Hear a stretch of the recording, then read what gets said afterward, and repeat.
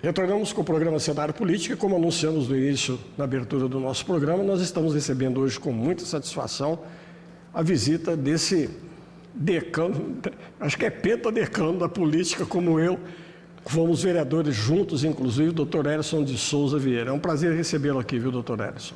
Prazer todo meu. Nós temos uma amizade muito antiga. Eu ia fazer uma brincadeira com você aqui, fora do cenário político, para dizer que você está cada vez mais parecido com seu pai. Com certeza. De saudosíssima memória, uma pessoa que eu quero lembrar aqui, uma educação fina, seu Zito, grande nadador, querido pelos alunos, como inspetor que ele era. Olha, que coisa, viu, Paulo? A gente vai, pagando as coisas pela idade mesmo, É verdade. E está conosco aqui, ao lado do doutor Écio, João Luiz Conceição, o João Luiz Bombeiro, que também é uma proposta de renovação da nossa Câmara Municipal. Boa tarde, é um prazer recebê-lo aqui, viu? Obrigado, Paulinho. Muito obrigado pela oportunidade. Boa tarde, Paulinho. Boa tarde, doutor.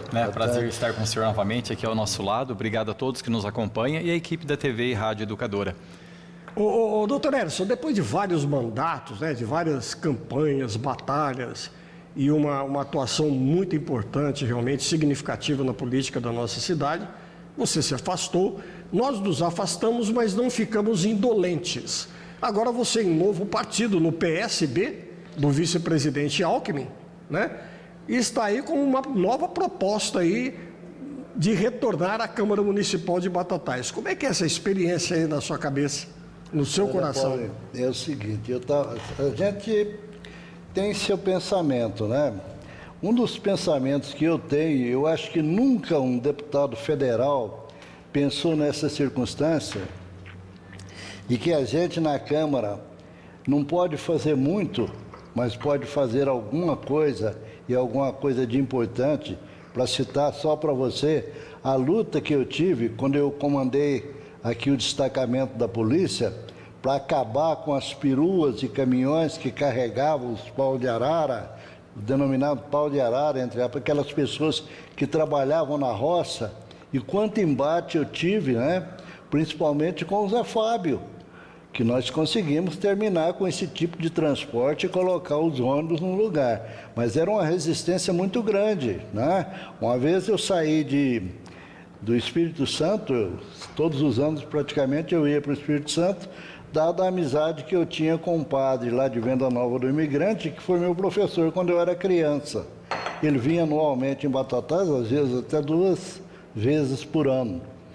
E nesse trajeto de Venda Nova para cá, eu deparei com uma perua, uma caminhonetinha, e ela estava lonada, mas dentro dela tinha um pessoal que vinha trabalhar aqui em Batatais no corte de cana. Eu não sei de onde é que eles vinham, mas era de muito longe, acredito que era ou da Bahia, ou de Sergipe, daquela região, e eles vieram para Batatais. Na primeira campanha que nós fizemos, eu me deparei com eles trabalhando em condições desumanas numa determinada fazenda aqui da região. Eles estavam com um fogão de tijolos, aquele fogãozinho ali onde eles dormiam, onde eles faziam necessidade, eu fazia de tudo aqui naquele galpão. Eu procurei o dono da fazenda e falei, olha, você tem um prazo até amanhã para acertar essa situação, porque senão eu vou fazer um boletim de ocorrência contra você. Isso era início dos anos 80, final dos anos 70.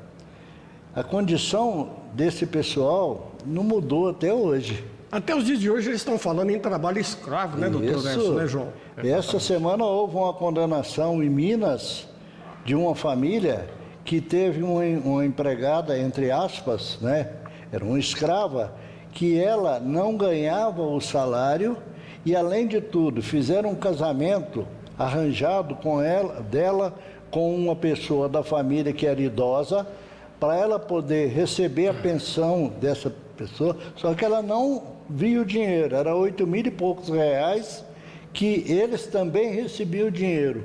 Foi uma condenação grande, mas grande, condenação extraordinária.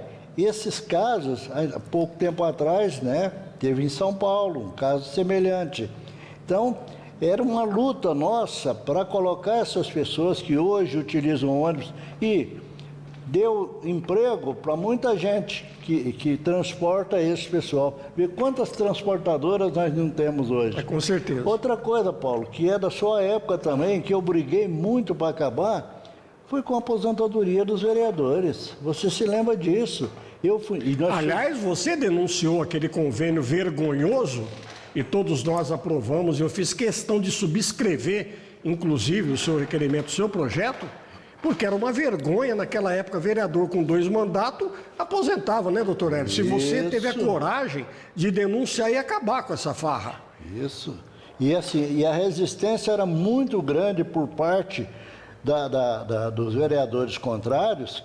Nós fomos a São Paulo, eu fui a São Paulo, fui lá verificar. Era uma aberração, porque o vereador tinha 8 anos, ele já conseguia aposentar. 2 mandatos. Ele aposentava. Então, a gente achava uma vergonha. Vamos terminar. Nós éramos antagonistas de partidos diferentes, mas eu fiz questão de subscrever. Você vai lá nos anais da Câmara que você vai ver a minha assinatura dando total apoio à sua propositura. Semelhante a você, o Carlinho Pupim teve um problema com a administração, né, com o executivo. E ele fez um documento.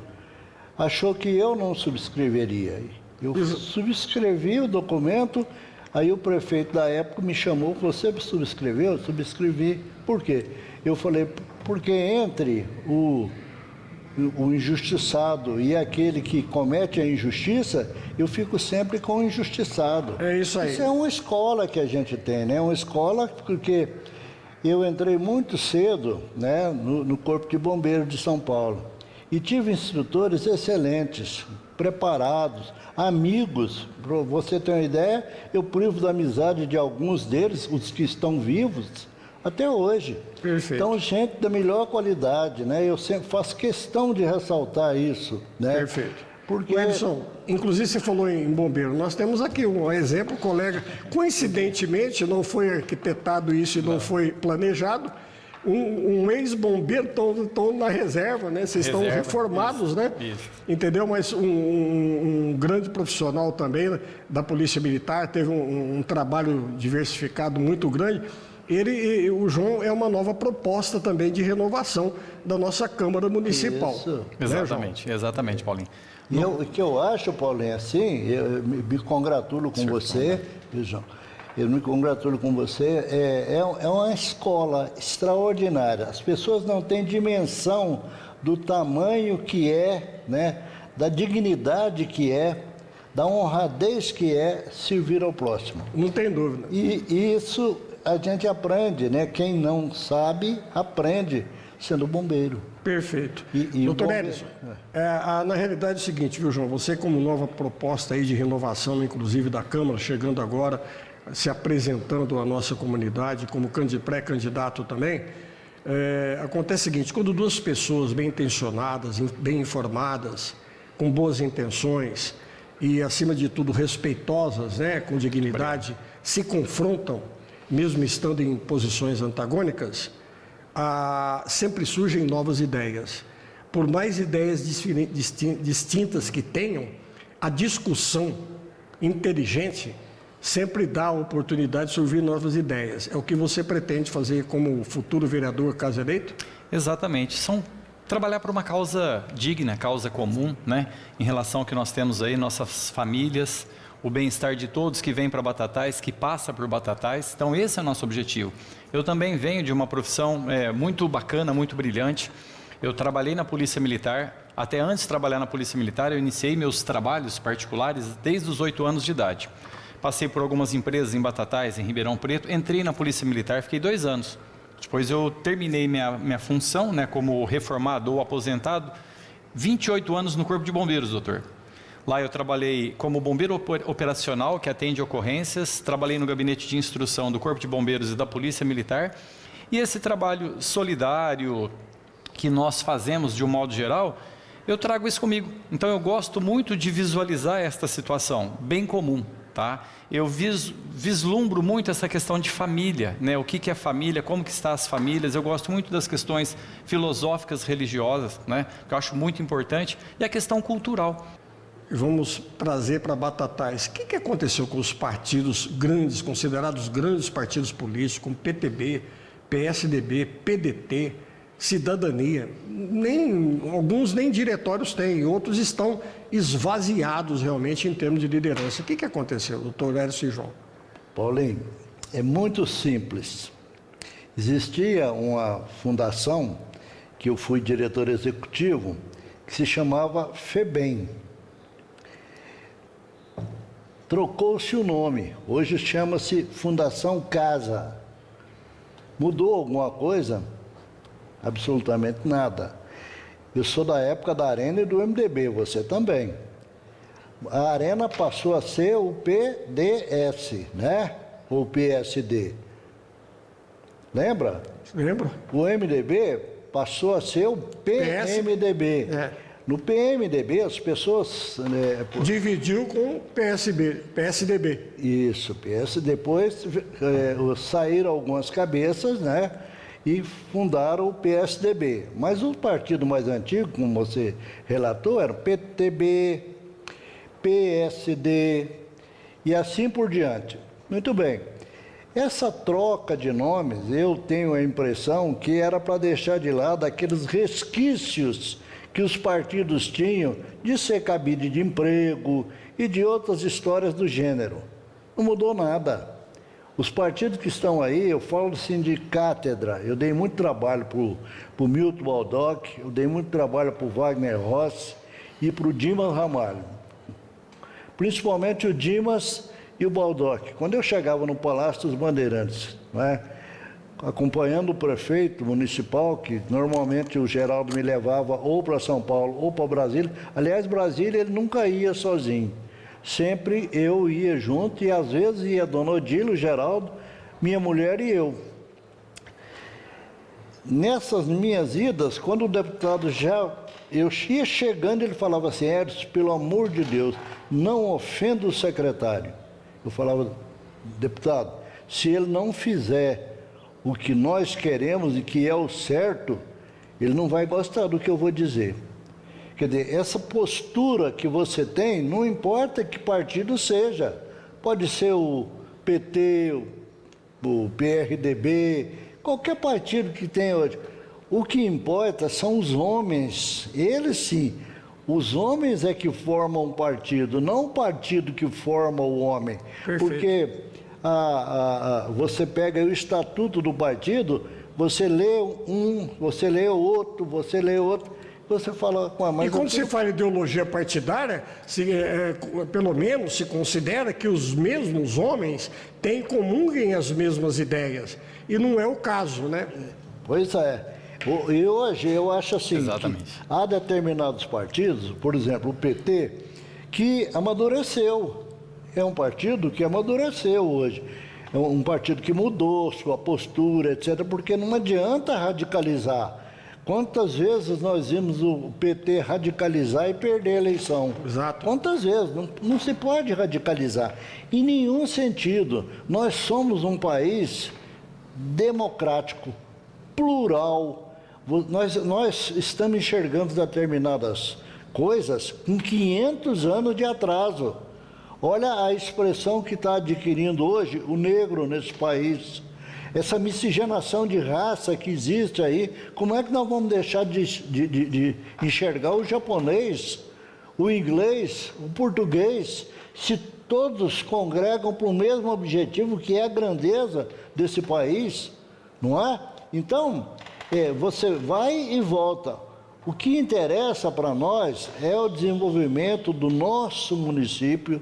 Lembro aqui uma frase do Montoro que dizia: ninguém mora na União, ninguém mora no Estado, nós moramos no município. É isso aí. E o que interessa para nós é a grandeza do nosso município. E eu, infelizmente, enxergo, Paulo, que nós não temos força política hoje, de forma alguma. Aliás, é o seguinte, né? Eu quero até a opinião do João também em relação a isso, porque os nossos municípios, nossos prefeitos, por exemplo, eu acho que eles se acovardaram, porque ou então ainda não caiu a ficha da força que eles têm. São 579, 59, nem lembro mais agora, o número de municípios é 5.700 e cacetada, 900 e... Perdi, agora eu perdi a conta dos municípios brasileiros que existem. São 5.000 e tantas células. Quase 6 mil. Quase 6 mil. São quase 6 mil células arrecadadoras e votantes. Por que eles não conseguem inverter essa posição e ficam nessa subserviência do beijamão até hoje? Aliás, eu quero te perguntar, João Luiz, você que está se propondo a ser um vereador, os nossos legisladores, o João e Edson, eles deixaram de ser fiscais do povo e se transformaram em pedintes subalternos, subservientes do executivo? Porque o que vem para nós como informação, a postura tanto do vereador como do deputado, do senador é essa. Brasília virou um centro de negociação. O presidente vai negociar com a bancada tal, vai negociar com não sei quem. Afinal de contas, o legislador, ele é ou não é fiscal do executivo? Qual é a função principal dele? Então, exatamente, é essa situação. Só que ali a mudança de comportamento, como foi citado em alguns aspectos aqui, é a pessoa. As pessoas estão mudando. Talvez por forças ocultas, por motivo de força maior, então as pessoas estão mudando. Então é isso que precisa, tá? Ter clareza, mostrar o que é certo, o que é errado. Lógico, entre o certo e o errado, nós temos ali a linha do bom senso. Contato, amizade, pedido de ajuda, isso faz parte. Agora, não pode mudar as coisas, não pode confundir as coisas. E muitas pessoas também não trabalham em conjunto, porque se os prefeitos, como você citou, trabalharem em conjunto, tá? Então é uma grande massa trabalhando para o bem comum, em prol à nossa realidade. Agora, se ficar cada um puxando para o seu lado, entendeu? Não vai chegar a lugar algum, ou pelo menos não vai ter uma linha produtiva que nós merecemos. Eu queria a sua opinião a respeito, porque afinal de contas nós não temos aí uma propositura, uma proposta de nenhum dos outros partidos ou até mesmo de uma coligação da nossa cidade em relação a uma outra candidatura para confrontar com o Juninho e Ricardinho. E eu perguntava para você antes do intervalo comercial, os nossos decanos aí da Câmara Municipal com 7, 8 mandados, não pegaram do tranco aí para tentar postular aí uma candidatura majoritária? Então, veja você, eu não conversei com eles a esse respeito, mas eu vejo em alguns companheiros, nossos vereadores ali, que têm condições sim, tem vereadores ali que têm condições, têm capacidade, têm contato para exercer uma função desse tipo, tá? Agora, eu não sei quanto aos partidos, de repente, os partidos que temos hoje, eles podem estar com aquela carta na manga, esperando um momento para anunciar a candidatura do seu prefeito, ou digo, candidato a prefeito e candidato a vice. Porque nós temos algumas pessoas que seguramente teriam condições de pleitear esta candidatura, digamos assim. O doutor Edson, você foi 3 mandatos também, Edson, que nem eu, foi mais um a mais. Porque você teria paciência de estar no 7º, 8º mandato? Eu não tenho estrutura para ir. Agora, você ter quanto tempo você está fora e você retornar com uma nova opção, eu até pensei nisso também há um tempo atrás aí, mas larguei mão, falei, não, estou fora. Vamos pensar no futebol. O Palmeiras contratou um jogador agora chamado Anderson. Ele ficou 11 anos na Europa. Em 1957, o São Paulo não ganhava campeonato há muitos anos. Contratou um treinador húngaro chamado Bela Gutmann. E aí eu não sou São Paulino, hein? E a primeira coisa que ele fez foi contratar o Zizinho em final de carreira. Onde é que não cabe a experiência? A experiência, eu sempre gostei de conversar com os mais idosos. Por quê? Porque eles têm muita coisa para ensinar para a gente. Inclusive, tem forma de dizer para a gente, não faça isso porque eu fiz e deu errado. Tá? Então, o que eu vejo em relação à Câmara é o seguinte, o vereador vai cedendo. Ele vai cedendo. E chega num determinado tempo que ele vai postular a candidatura, ele enxerga a situação dele como dificultosa. não é? Ele não vê perspectiva para ele, né, enfrentar uma campanha para o Executivo, porque não é fácil enfrentar uma campanha para o Executivo, não. Eu até me lembro aqui que teve uma campanha que eu perdi a eleição. E o doutor Ariovaldo, o Canário, era candidato a prefeito, você se lembra disso. E as minhas filhas ficaram bravas, chorando e tal, achou que eu tinha pedido voto, assim, muito pouco e tal. Eu devia ter me dedicado mais à campanha e tal. Encontrei com ele andando. Aí eu falei, o que você está fazendo? Ele falou, estou esparecendo, porque eu tive votação de vereador. E realmente foi uma votação péssima. Aí chegamos, eu falei, vamos lá para casa, vamos lá tomar uma cerveja, conversar e tal, vamos lá para casa. Aí as meninas reclamando e tal, ele virou e falou, ó, eu saía pela rua e entrava numa casa à noite e escutava assim, doutor Canarinho, escuta a musiquinha do senhor, que beleza, ó, o meu netinho, ele decorou, doutor, decorou, ó, ó. E o menininho cantava a musiquinha do Canário e tal. Vocês vão votar para mim? 10 votos, doutor Canário, 10 votos. Ele falou, agora, ó, mentirosa, mentirosa, que promessão e tal. Outra coisa, outro dado desse, aquele pintor forte, pinta muito lá na Vila Lídia, aquela região toda ali, é ele que pinta o Fumaça. Fumaça foi candidato a vereador.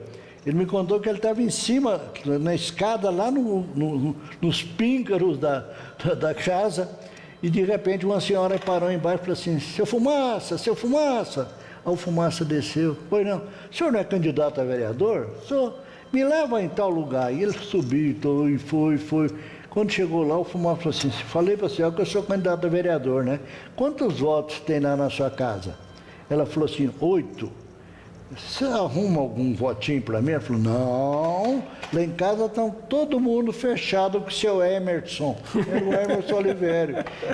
Ô, João, se o Edson for contar as nossas histórias da época, é muita coisa, não dá tempo, o programa fica pequeno. Experiência. Ô, João, como é que, vamos entrar agora, assim, especificamente, como você avalia a qualidade de vida da nossa cidade hoje, você que está pretendendo se eleger vereador?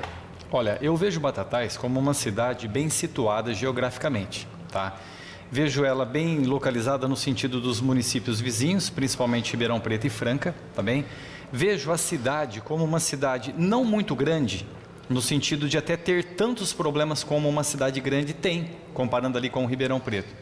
Vejo como uma cidade intermediária, mas também ela não é pequenininha, ao passo de também não ter recurso. Então eu vejo Batatais como uma cidade boa, que pode melhorar as condições com uma política de trabalho bem objetiva, uma política bem estudada, com pessoas nas funções, né, conhecedoras, como tem sido e há muito tempo atrás não estava fazendo.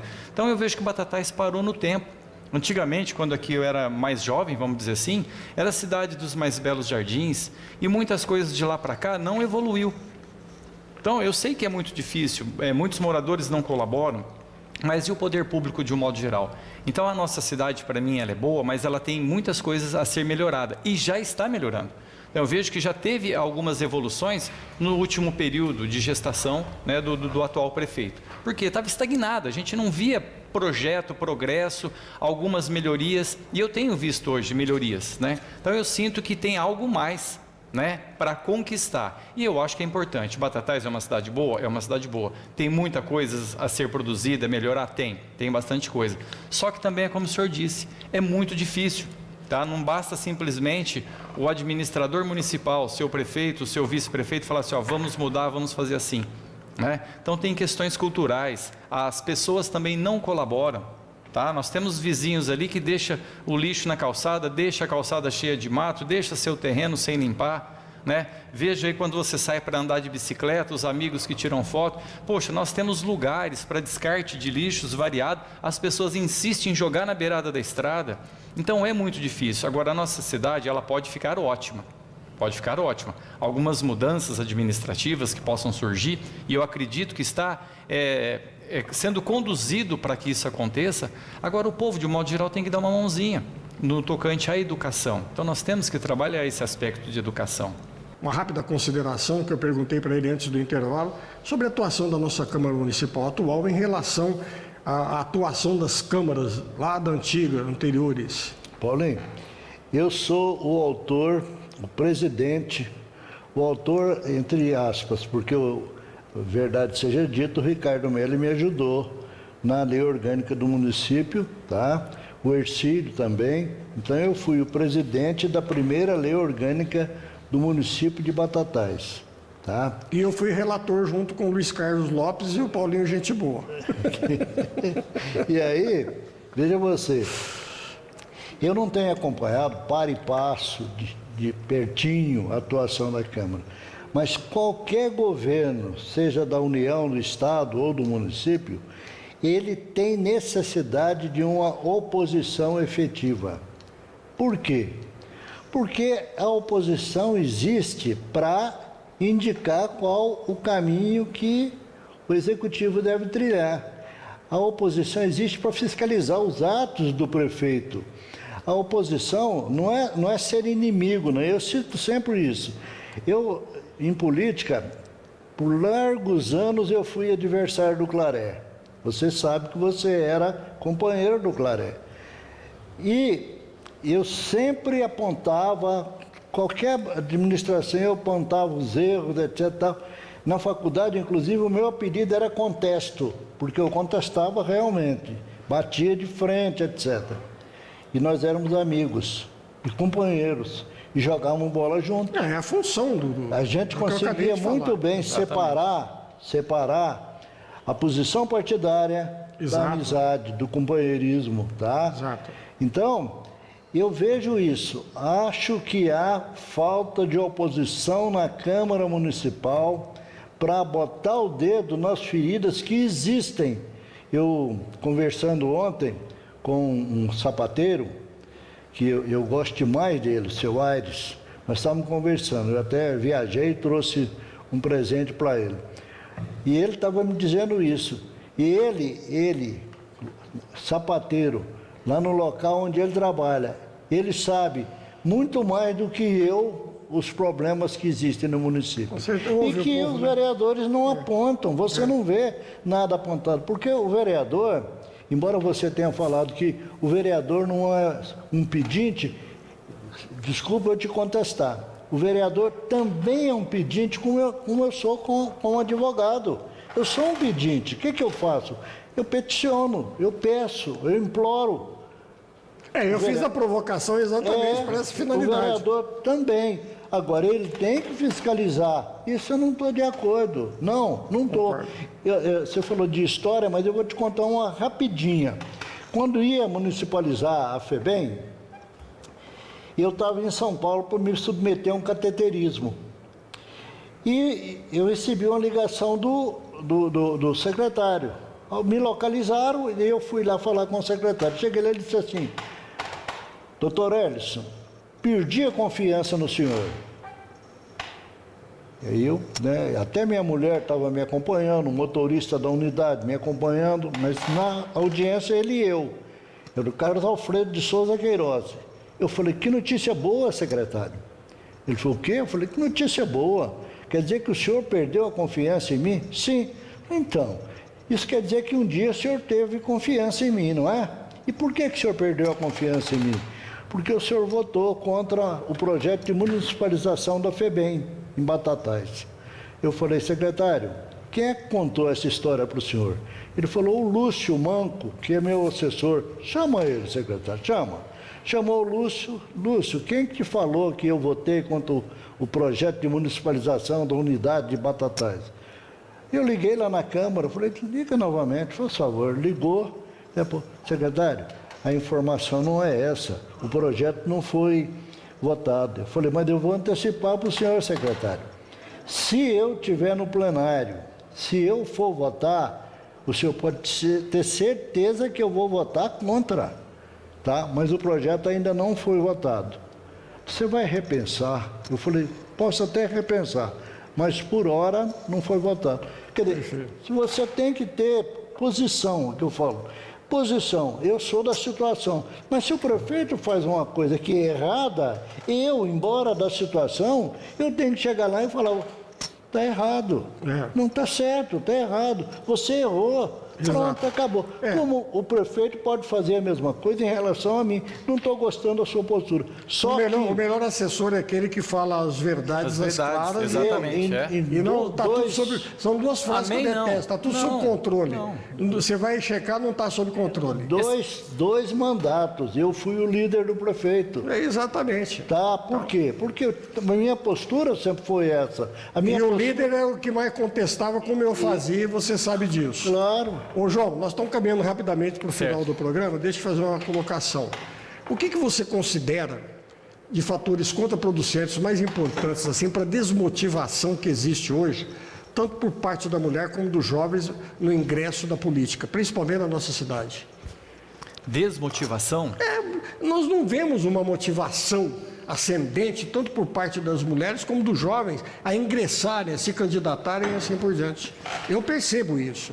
Olha, eu não sei se eu estou enganado, mas eu percebo que hoje tem mais pessoas. Você deve estar mais atualizado do que eu. Mais pessoas, no sentido de mulheres e jovens que são mais participativos. O que a gente vê nessa questão dos últimos anos aí, questão do cenário político, é que está tendo algumas situações que é difícil de você aceitar por conta de tudo que se vê, no sentido de forças ocultas, o que a gente imagina, o que é certo, o que é errado, diante de uma lei, o que poderia ter sido diferente. Então, talvez algumas pessoas não queiram se expor no sentido de tentar pleitear e exercer um cargo desse. Mas eu vejo mais pessoas, sim, como jovens e mulheres participando, né? Não sei como que está de um modo geral, né? De um modo geral, mas na nossa cidade tem várias pessoas trabalhando nesse sentido, sim, Paulo. O que você pensa como uma nova proposta da vereança? O que você pensa sobre Batatais? Quais as suas intenções, caso seja eleito? Bom, é como eu disse no começo, tem que ser justo, correto? Você tem que ser justo, você tem que ir lá e fazer a sua função como primeiro plano e sem demagogia. Está certo, está errado? Está errado. Então tem que fazer as avaliações pertinentes. Nós não estaremos brigando lá com o prefeito que estiver no cargo, nós estaremos interagindo para que seja tomada providência se assim não foi, né? Então é isso daí, nós temos que trabalhar também, como o senhor falou no sentido de pedinte, nós temos um governador do estado que ele é do mesmo partido que eu, do Republicanos. Né, o Tarcísio. Nós temos o deputado federal, tá, o Marcos Pereira, que é uma pessoa que tem vindo a Batatais e tem direcionado verbas para o município, onde se tem verbas direcionadas em grande monta para Santa Casa, para caminhões de coletas de lixo, para UTIs. Então nós temos que trabalhar nesse sentido também, buscar alternativas para que a gente possa inserir para o município algumas situações construtiva, positiva. Então se dá para se direcionar uma verba, por que não ir lá pedir diante de um projeto justo? Não é moeda de troca, é apresentar situações que são justas, tá? Então, o que eu quero? Eu quero trabalhar para que isso aconteça, tá? Uma efetiva fiscalização, os pedidos que haja necessidade, olhar o nosso padrão cultural, tá? Nós temos um monte de núcleos na cidade filantrópicos, tá? Então, está dando esse apoio necessário, tá? O que é a escola de um modo geral, o que são as nossas creches de um modo geral, qual é a situação da polícia militar, né, guarda municipal. Então nós temos que olhar de um modo geral. Eu tenho que ouvir todas as pessoas que querem conversar comigo e tem algo para colocar. Pode ser que seja uma reclamação, então vamos olhar os dois lados. Ó, eu reclamo de X, tá? Então eu ouço ele, eu ouço a outra parte, né? Porque de repente a outra parte não condiz a reclamação também. Então nós temos que ouvir as pessoas. Tem reclamações, tem boas ideias. Tem pessoas que não querem assumir cargos políticos de jeito nenhum, mas são conhecedores. E nós temos 5 minutos aí para que vocês escorram o que eu perguntei antes do intervalo. O que vocês pensam a respeito de políticas públicas para a nossa próxima década, para a nossa cidade, em relação ao jovem, aos nossos idosos e à nossa população em geral? Ô Paulinho, eu tenho uma ideia que eu preciso de um deputado federal atuante, bom, bem posicionado, porque esse país não dá aos idosos aquilo que eles merecem. Vou te explicar rapidinho. À medida que a pessoa vai envelhecendo, e hoje a população está ficando mais idosa, a população está morrendo mais tarde, né? No ano que eu nasci, 1945, A perspectiva de vida para quem nascia naquela época era de 50 anos. Hoje nós encontramos várias pessoas aí com 90 anos, não é? 85 anos. E o que ocorre com essas pessoas? Eu até brinco lá na minha terra, porque eu sou de Anápolis, em Goiás, que lá tinha que ter uma estátua maior do que tudo, em homenagem ao Zé Serra, porque ele criou o genérico, foi ideia dele, bateu de frente com as multinacionais, criou o genérico e Anápolis hoje é um polo farmacêutico extraordinário. Muito bem, o que precisaria fazer para o idoso? Quando o idoso alcançasse uma idade maior, 60 anos, 70, 80, 90, né? Que a gente acha que 90, 90 e pouco já a pessoa não suporta mais, melhorar a aposentadoria dessa pessoa. Porque à medida que a pessoa envelhece, tudo aumenta para ela. O plano de saúde aumenta, o medicamento aumenta, inclusive em número, não é? E o idoso tem pouca defesa. Ele é um cidadão indefeso. Tá? Outra coisa, antigamente, e hoje está voltando, nós tínhamos para as crianças as parteiras. A maioria das pessoas na nossa idade vieram à luz com uma parteira. Hoje criou-se a chamada doula, as doulas, mas isso não existe numa cidade, por exemplo, do porte da nossa. Aqui, para se ter uma criança, é a obstetra, não é? A médica obstetra. Então, é uma forma de atender isso. Outra coisa, formar nas escolas, eu acho que é muito importante isso, um pensamento voltado para os últimos acontecimentos. Eu sou da época da máquina de escrever de ferro. Hoje você está conversando com o computador.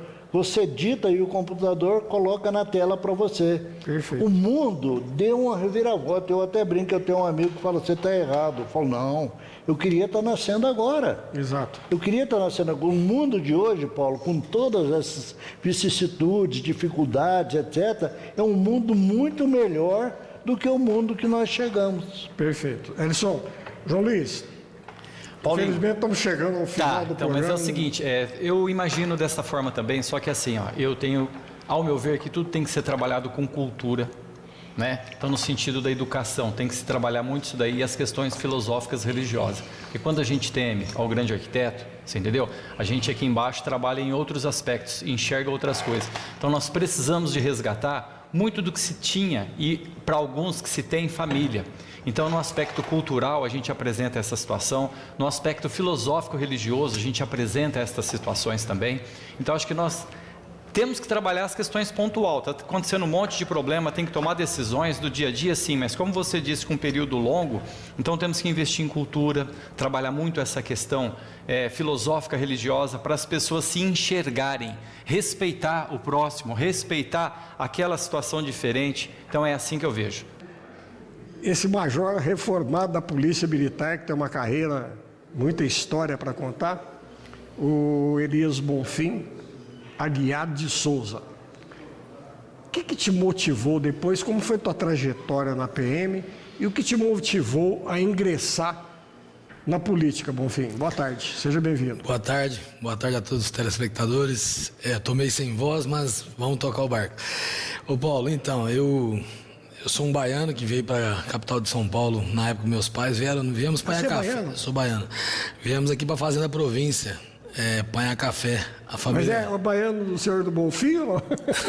O senhor do Bonfim tem a ver, o meu pai sempre colocou o nome de um santo na frente, então em homenagem à capela do senhor do Bonfim, meu nome é Elias Bonfim, não é, o sobrenome é Aguiar de Souza. Que legal. E aí ficou como Bonfim, e na Polícia Militar o sargento escolheu Bonfim e estou até hoje como fui soldado, cabo, tenente e O que te major. motivou a ingressar na política, Bonfim? Olha, a política é o seguinte, nós que viemos bem da classe baixa, né, e a gente vê muita injustiça, a gente quer um dia poder fazer alguma coisa para que isso minimize, que resolva um pouco o problema do cidadão. Nós sabemos que a vida do cidadão hoje brasileiro, principalmente das classes mais baixas, são muito difíceis, é muito difícil, bem complicada, né? Então nós que viemos de carona, modo de dizer assim, lá da Bahia, apanhar café no estado de São Paulo, e meu pai com 8 filhos, né? Então com 7 anos de idade nós já apanhávamos café, né? Então, e não existia o trabalho escravo infantil, né? Isso aí era um meio até da nossa formação como criança, né? Às vezes ia com os pais para a lavoura de café e lá a gente trabalhava também, né? Obrigado. E hoje eu sou um cara privilegiado. Eu agradeço muito a Deus por ter chegado onde cheguei. Então eu tive a oportunidade de fazer a escola EPG na Fazenda Província até a 4ª série. Vim para a cidade, trabalhei no Zé Roberto da Bicicletaria ali por 8 anos. Eu morava na Coab e estudava no Castelo. Então, assim, eu pegava a bicicleta, vinha trabalhar e voltava à noite. Eu acabei fazendo um supletivo da 7ª e 8ª no Castelo. E aí, quando eu fui fazer o tiro de guerra, eu comecei a admirar mais a Polícia Militar e o Exército Brasileiro. E na época, o Passetti, né, que fez o tiro de guerra comigo, ele entrou na polícia em 93. E ele falou, bom, fim, vamos prestar para a polícia. Num primeiro momento eu não quis prestar para a polícia, mas aí meu irmão, que é padeiro lá no Nore, lá, queria mandar um abraço para ele, o Raimundo, né? Todo baiano tem um Raimundo na família, Raimundo Nonato. E ele falou, bom, fim, vamos prestar para a polícia e tal. Eu falei, rapaz, você acha que a gente tem condições de passar para a polícia? E aí eu consegui passar. Infelizmente ele não conseguiu. E eu ingressei em 94 como soldado e acompanhando todo o desfecho, eu quis crescer na carreira, Paulo. Então, assim, prestei para soldado, prestei para cabo em 2002, fui promovido a cabo. E aí eu comecei a prestar para oficial. A FUVEST é uma prova bem concorrida, como o senhor bem sabe, né? É a mesma prova que Trabalhei muito ali do lado do Barro Branco ali. Água Fria. O Barro Branco, Água Fria, 1923, Avenida Água Fria. Então, assim, foi uma vida sofrida, mas que hoje eu vejo que valeu a pena e vale a pena a gente estudar, adquirir o conhecimento para a gente conseguir chegar naquele objetivo que a gente almeja. A política, o Capitão Ferreira, quero mandar um abraço para o Francisco Ferreira Alves Neto, meu segundo pai aí, é uma pessoa sensacional. E lá atrás eu já falava para ele, capitão, entra para prefeito, seja prefeito de Batatais. E ele não me ouviu, ele quis ser vice-prefeito na época. Ele falou que ia sair para vereador. Eu falei, capitão, se o senhor sair para vereador, eu não voto no senhor. Tendo em vista, a gente trabalhava na rua, eu brincava com ele que até os cachorros falavam o nome do capitão. Você estava como tenente naquela época? Não, naquela época eu era soldado em Batatais. Você era soldado ainda? Eu trabalhei de 95 a 2002 em Batatais como soldado. E voltei aqui como tenente em 2014. Fiquei até 2017. E ele foi incentivo para você ingressar na política, irmão? Sim, com certeza foi um incentivo. Ele, para mim, é uma pessoa espetacular. O irmão Francisco é um exemplo para todos nós, né? Agora, eu te pergunto o seguinte, você como... A tendência de todo militar, quando ele ingressa na política, a tendência dele é lógico, para onde ele mais domina. Ou seja, se dedicar mais à parte de segurança. Seria essa a sua intenção também, caso eleito vereador de Batatais? Sim, como pré-candidato, como se diz, né? Eleição, mineração, só depois da apuração. Mas eu digo assim que eu acho que é um todo, né? Eu vou a Sertãozinho, que eu tenho uns amigos lá que são empresários.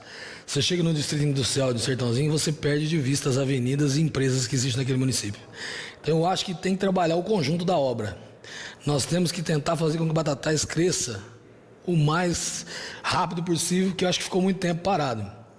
Creio que a engrenagem começou a funcionar e as coisas estão andando, mas se a gente pode melhorar e somar bastante com a população batataense, que todos nós sonhamos.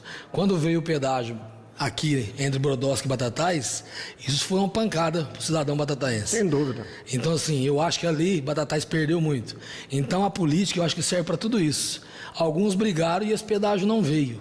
Então, assim, acho que o prefeito... E a nossa localização hoje, ela ficou comprometida, quer queira, quer não, né? Sim, com certeza. Eu tenho uns amigos aqui da J. Arantes que montou a fábrica de chocolate em Brodowski. Exato. Eles foram para Brodowski, quer dizer, eles economizaram 2 pedágios. E eu lembro quando eles trabalhavam lá, eles tiravam leite, eles fabricavam a própria bolacha, o chocolate. Eu trabalhei como tenente em Franca, eu peguei amizade com o pessoal. Então, assim, era um pessoal esforçado que cresceu graças ao seu empenho, né? Cresceu graças ao seu empenho, um empenho familiar, uma fábrica que a família luta. E hoje está aí, que é a Choque Doce, a Nestlé. aqui em Brodowski, empregando aproximadamente 300 funcionários. Isso ajudaria muito em Batatais. Bonfim, você que saiu de soldado e chega a major na PM, você conviveu a vida toda sua profissional com a classe vulnerável da sociedade.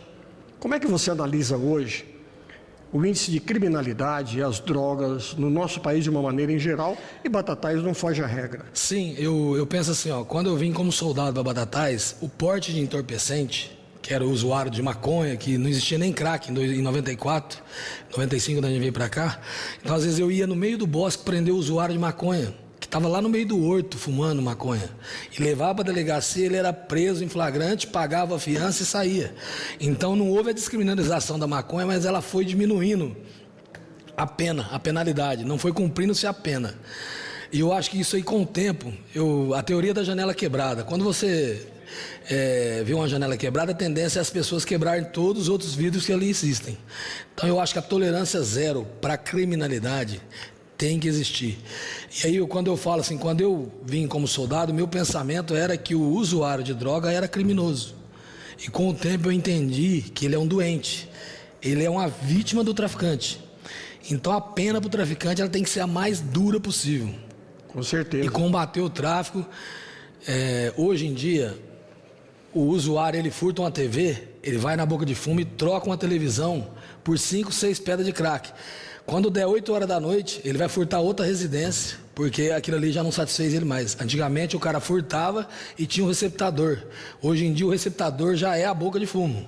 O traficante ele engloba todos os delitos. Os crimes de furto, roubo de celular. Você vê esse indivíduo em Batatais foi preso várias vezes pela Polícia Militar aí, né? Então assim, o cara praticou vários delitos, aí vem a audiência de custódia, põe um cara desse em liberdade, que às vezes as informações que a polícia tem, o judiciário ainda não tem. Um cara que pratica 5, 6 furtos de veículo, deu prejuízo para 5, 6 famílias, esse cara não pode estar na rua. Ele não pode estar na rua. E eu perguntava antes do intervalo a você o porquê desse crime organizado, não é verdade? Será que os nossos governos não conseguem combater? Será que os nossos governos são desorganizados? Como é que está a situação? Inclusive, já vou emendar uma na outra. Como é que está a situação hoje da política? Porque muita gente aí questionando, criticando o nosso governador em relação às mudanças que foram feitas na PM. Como é que você entende, estando de fora agora na reserva, Bonfim, como é que você vê hoje a situação da Polícia Militar e da criminalidade no nosso país e no Estado? Ô Paulo, hoje nós temos um governador que está combatendo a criminalidade. Nós temos um secretário de Segurança Pública que foi tenente na rota, que trocou tiro com um ladrão e sabe o que está fazendo. Insatisfações vão gerar em todo lugar. Quando você trabalha e mexe com o crime, dificilmente a imprensa, a grande mídia, que se você vê que hoje fala mal, ela nunca vai lá e vê qual que é o problema que a polícia tem para entrar na favela. Na última ocorrência que teve lá, que falaram que uma criança foi baleada, naquele local ali, o pessoal fizeram uma barreira numa viela. Ninguém passa, mas puseram cimento, até que os policiais estão quebrando a barreira para entrar. Então, se eles colocam um aparato, quando o polícia chega, o polícia é recebido a bala, tiro de fuzil. Então é complicadíssimo. Só que em São Paulo, o governador Tarcísio, junto com o secretário de Segurança Pública, o comandante-geral, e toda a polícia está unida nisso. Eu não vi uma união tão grande. O capitão Derrite nomeou o delegado-geral e o comandante-geral. E eles hoje trabalham em conjunto. O senhor pode ver aqui na região de Ribeirão Preto, Coronel Sansana, que comanda a nossa região, os índices estão caindo drasticamente, várias apreensões de droga, e eles estão trabalhando com inteligência. Porque os números têm que falar mais alto, né, Bonfim? Sim, eu lembro uma vez que eu fiz uma operação em Batatais, a IPTV veio em Batatais, você pode pesquisar essa operação, e veio e falou que Batatais estava aumentando muito o tráfico de entorpecente. Só que naquele dia eu preparei uma operação e nós prendemos vários adolescentes praticando o crime. Aí eu expliquei para ela que não estava aumentando o tráfico, e sim aumentando o combate ao tráfico.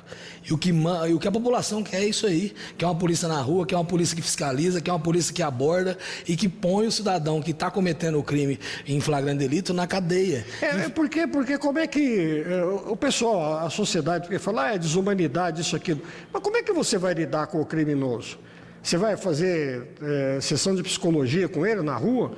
Onde você entra lá no esconderijo dele, nos assaltos, em tudo que está acontecendo, no confronto. Eu estou falando isso de cátedra, porque eu convivi muito com os oficiais, que era o meu padrinho de casamento, inclusive. Foi da caserna. Exatamente. Eu vivi na caserna da Polícia Militar em São Paulo, na época, inclusive, na década de 60 e 70.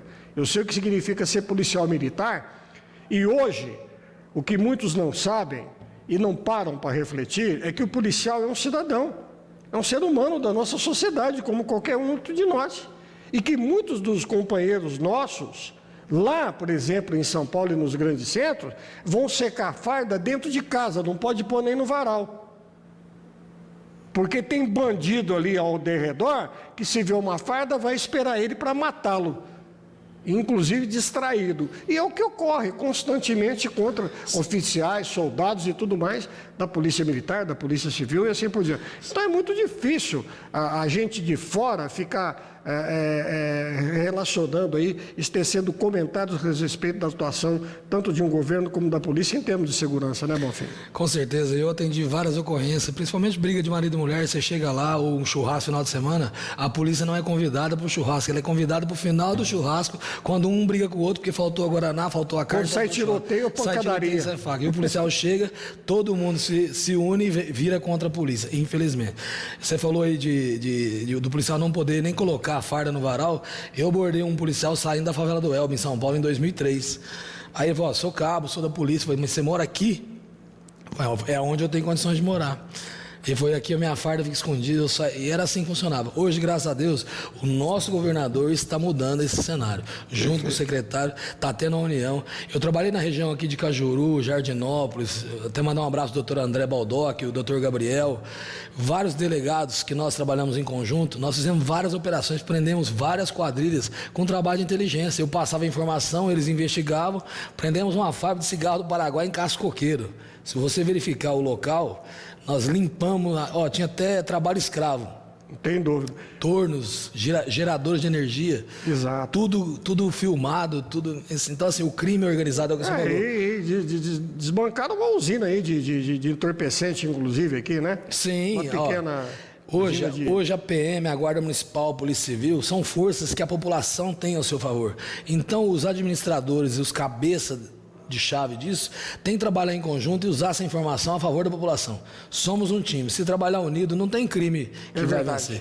Porém, o crime ele é inteligente. Se a gente começa a bater de um lado, ele vai mudar e vai migrar. O que a gente fazia geralmente? Fazia várias operações de quietação nesses locais, o cara tinha que mudar a forma de traficar, a forma de roubar, a forma de atuar. É verdade. Ô, Bonfim, você está no PL, você é um pré-candidato a vereador da nossa cidade pelo PL. O que você reputa assim como importantes realmente necessidades da nossa cidade, carências da nossa cidade? Qual a sua visão? Não é só em termos de segurança, não, geral. Olha, Paulo, eu creio que Batatais, nós estamos puxando o fio da meada. Então, assim, está na hora de Batatais esticar, né? Crescer, tanto economicamente, porque, assim, se Batatais tem condições de empregar a sua população aqui, ela começa a não migrar para fora, né?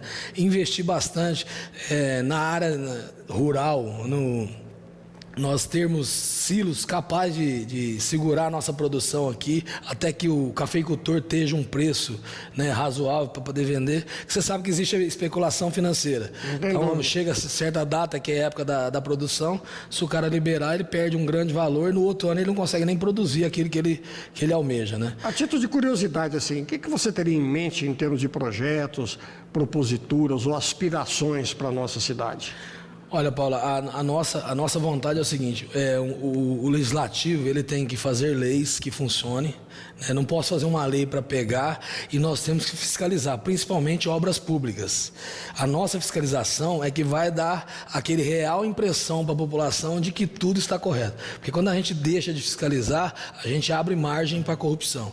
Então o legislativo a principal função dele é legislar e fazer cumprir e fiscalizar tantas obras ou tudo que ocorre em uma cidade. Essa é a função do legislativo.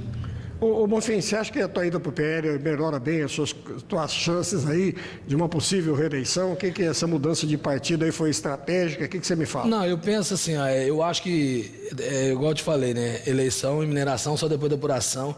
Eu creio que o PL hoje está com um time muito bom. Está o presidente do pessoal, o Abdenor, e a Cláudia, presidente feminino. Então, assim, eu acho que o time do PL hoje Tá muito bom. E a disputa, a gente quer, claro, né, quer fazer várias cadeiras. Tem pesos pesados lá com quem você vai recorrer no PL? Com certeza, no PL? com certeza. Tem várias pessoas que... Não dá para você falar um ou outro, esse é melhor, esse é pior. Quem vai dizer é a população. Só que o importante é que o time do PL vai disputar de igual para igual. Você lembra assim de mim? Quem que são, não estou recordando, assim, além do Abidenor, que tem hoje, que estão no cargo hoje? Tem a Capitão Cláudia, a Abidenor... Mas a Cláudia não vai concorrer. Ela me falou que não vai sair. Será que vai? Não vai? Eu acho que ela não sairá. Várias mulheres que eu não vou recordar o nome, eu acho que eu lembro lá, a doutora Adriana, Roberta Nori Taan. São vários nomes. Eu sei que o time que está lá hoje tem condições de representar a cidade de Batatais e muito bem. Perfeito. Qual a sua expectativa para as próximas eleições? Você acha que vai ser a eleição mais difícil a ser disputada nos últimos tempos ou não? Olha, toda eleição é difícil. O Major Bonfim, o Elias Bonfim, né, o menino que foi soldado aqui que arrumava a bicicleta. Eu acho que é difícil para todo mundo. Quem achar que a eleição está ganha pode ter algum problema. Então, assim, a gente tem que trabalhar para ganhar uma eleição. Ninguém está eleito até que... Você fala assim, fulano de tal foi eleito com tantos votos, está aqui o nome dos vereadores que fará a composição da Câmara de 2024 de Batatais. É claro que a gente deseja estar, mas tem que lutar muito para isso. Ô Bonfim, eu vou te convidar mais vezes aí no futuro, aí, nas próximas semanas aí, para você voltar ao nosso programa, a gente bater bola em conjunto e tudo mais. Eu queria que você deixasse sua mensagem final aí para o nosso telespectador e os prováveis eleitores, seus aí futuros eleitores. O que você pensa e o que você pretende? Eu queria desejar a todos um excelente final de semana e, com a graça de Deus, iluminar todos os batataenses, né, e todo o pessoal do nosso Brasil, para que todos tenham aí uma vida tranquila, sossegada, que possa estar em dia com as suas finanças e não ter nenhum problema mais para resolver. Só voltando, eu tive esse tempo atrás no tiro de guerra para convidar os jovens para ingressar na Polícia Militar, na Guarda Municipal, na Polícia Civil, porque às vezes a gente reclama da polícia, da GCM, da Polícia Civil, da Polícia Militar, e nós somos pessoas que saem do seio da sociedade para virar um policial militar, um juiz, um promotor. E é uma carreira, inclusive, significativa, rentável. E eu fui lá e falei com o Sargento Janilson e disse para ele: Sargento, o senhor tem uma turma na mão aqui que tem que ser trabalhada. Eu sei que o senhor está trabalhando para o Exército, mas se alguns migrarem para a Polícia Militar, Polícia Civil, para as guardas municipais... É um grande incentivo de trazer o jovem para a política. Falar para essa molecada que tem coisa melhor aí do que se envolver com droga e correr atrás do seu futuro sonho, né? Não só ficar igual no computador lá, dia e noite jogando joguinho. Nós precisamos de pessoas sérias para esse Brasilzão aqui, que isso aqui é uma potência gigante. Dependemos de vocês para mudar o cenário político em todo o Brasil. Ô Major Bonfim, foi um prazer recebê-lo aqui. Muito obrigado pela sua participação e eu espero que você seja bem sucedido aí nas suas pretensões. Eu que agradeço, minha continência e respeito a todo batataense.